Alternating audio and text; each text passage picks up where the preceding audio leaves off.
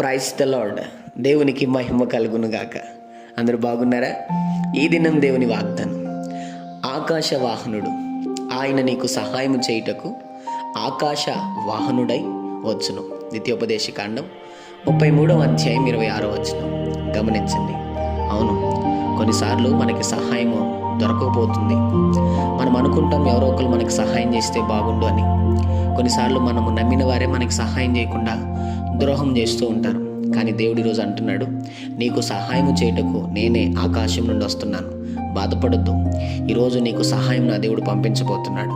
నిశ్చయంగా నా దేవుని సహాయం నువ్వు పొందుకుందువు గాక. చిన్న మాట ప్రార్థన. ప్రేమ కనికరం గల మా తండ్రి, నీకు వందనాలు.